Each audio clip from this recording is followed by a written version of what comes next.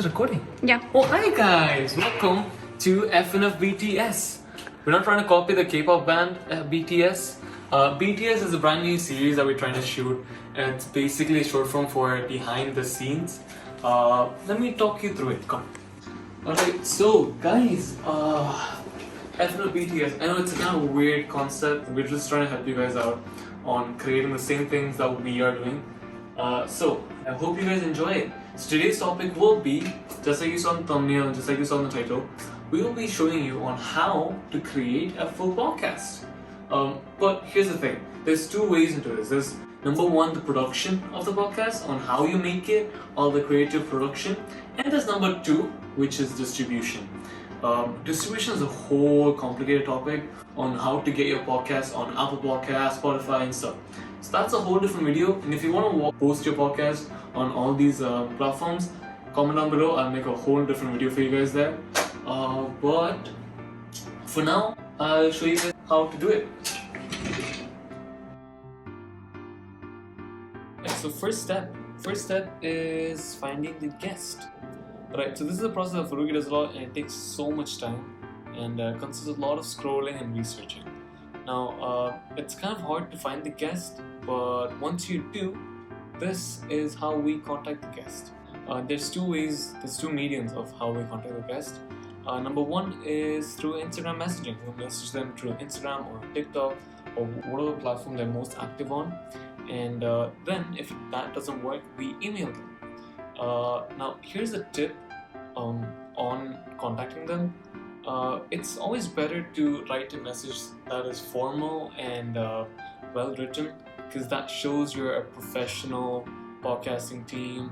It doesn't show you're childish, because the moment you go in like, yo, what's up bro, can you join the podcast, stuff like that, it usually doesn't tend to work, because that shows that you're not professional, you're not formal. So it's always better to go for something that's more professional, and yeah, message them, email them, and it should probably work. But a lot of the part of this whole thing is patience. If you don't have patience, it's not gonna work out, because it takes a lot of time for them to reply back because they are busy. So yeah.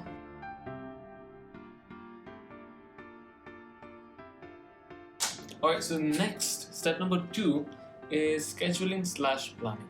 Now, this is a step that we didn't do at the start, and it really affected us a lot, because once you don't plan or schedule, you become really disorganized and it just creates a whole mess. So it's better to properly organize and plan your entire podcast routine. So we have 4 proper routines. Number 1 is editing. Number 2 is recording. Number 3 is posting. And the 4th is posting Instagram sneak peeks and highlights. So create a calendar on Apple Calendars. I mean, you can use anything you want, but we tend to use Apple Calendar because it's more reliable. We plan the entire thing on a calendar, on which days we're going to record, which days we're going to post, which days we're going to edit. And the thing is, this makes the whole thing a lot more organized, a lot more easier, a lot more simpler. Because once you don't set a deadline or a proper due date, you tend to procrastinate and be lazy. But once you have a proper system, once you have a proper routine, it tends to get easier, it tends to get more simple. Here's our routine. So we thought to post our podcast once a week on every Fridays. So we give the viewers a whole week to listen to the podcast, and yeah, we edit them usually during the weekdays. Since I have school, I do it right after school. Basically evening. And we record them whenever the guest is free. But we tend to tell them not during school time, because we're still in school. I really don't want to drop out.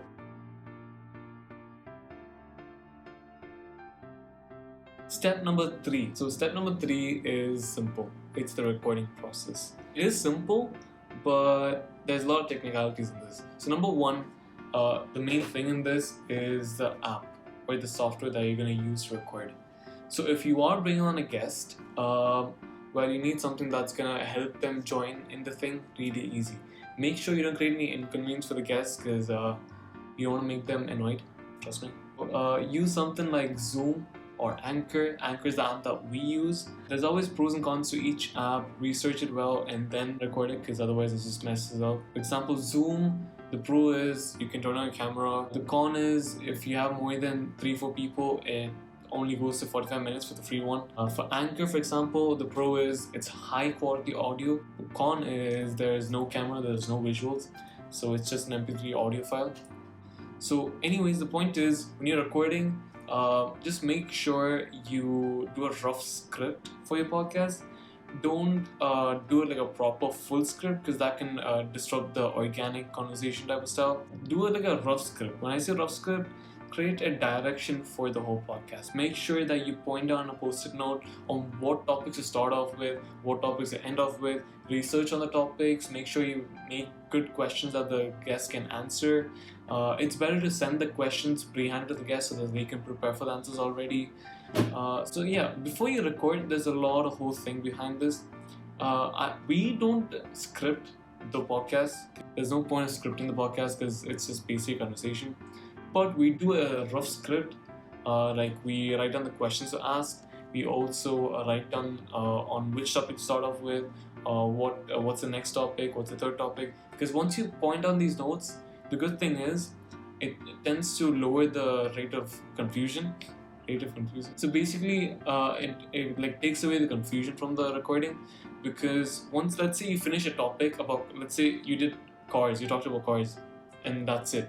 Then you're thinking of what's the next topic to talk about. So then you're like, wait a minute, what do I talk about? Oh no, oh my god. That just creates a confusion. So to get a more fluid, smooth feel, it's better to research and do a rough script on what to talk about each time you finish a conversation about the specific topic. So we tend to do like 15 minutes of cars, or then 20 minutes of football, or then 30 minutes of questions. So yeah, just make sure you do a research and do a rough script.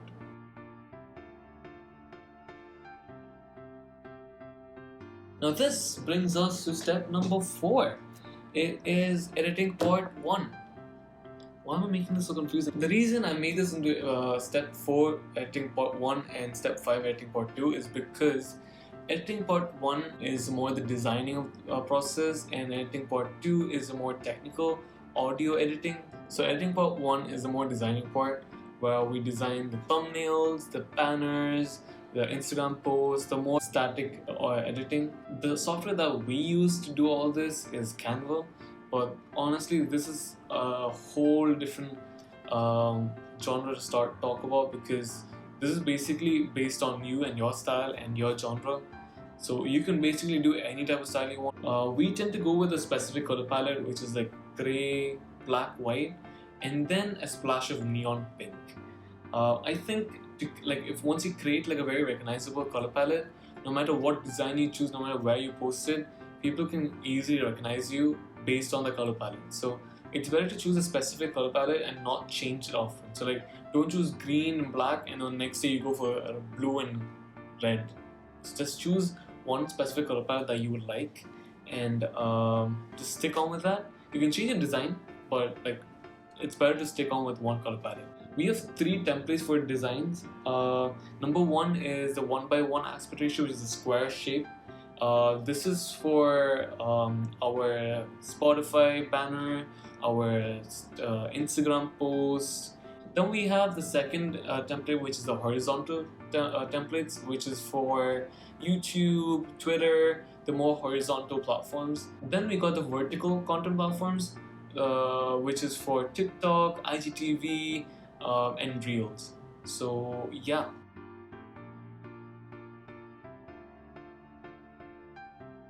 Now this brings us to step number 5, which is editing part 2. Now editing part 2, I made a whole script to talk about this, but then I just thought to scrap it up, because the truth is editing part 2 is the audio based editing, and I'm not the best in audio based editing, so I don't want to advise you guys on it, because I myself still make a lot of mistakes. I'm still learning, so I can't really give you guys advice on something that I'm still making mistakes on. If you are planning to do an editing on your podcast, I'll link a channel below in the description box. But to be honest, if you sound good, if you don't have any voice errors, if you don't have any hiccups or anything like in the middle, no like glitches, then I think you don't need to edit your audio. Our first few episodes were not edited at all. Audio was not edited at all.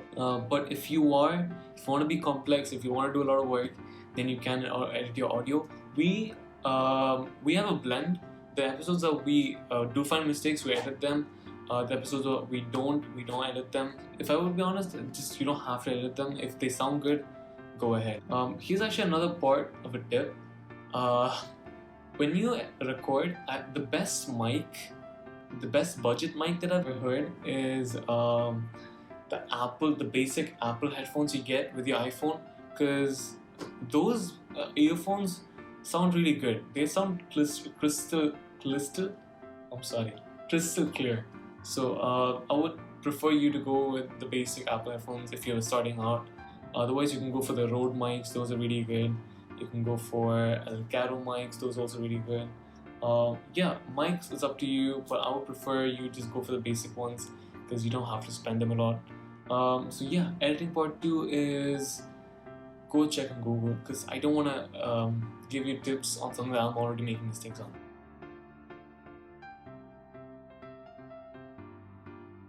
This brings us to step number 6. And that is posting and distributing. Okay, so the thing is, this itself needs to have a whole different video. It's a very, very dense, complicated topic, to be honest. I'll try my best to make it short. So this is how it works. Posting is simple. Posting is basically we post content on pretty much 7 podcast platforms, and then we also post on YouTube, and we post on Twitter, we post on Instagram, which we're really active on, so go follow us on Instagram because we post highlights and sneak peeks. But we also post on Instagram, we post on TikTok, we post on Reels, we post on IGTV. Basically, we have a lot of different platforms. The thing is, posting them are easy. Posting the second pair ones, which is in YouTube, Instagram, Twitter, because those are really easy to do. Those are free to do. Those you can just go and make an account and post. So those are easy.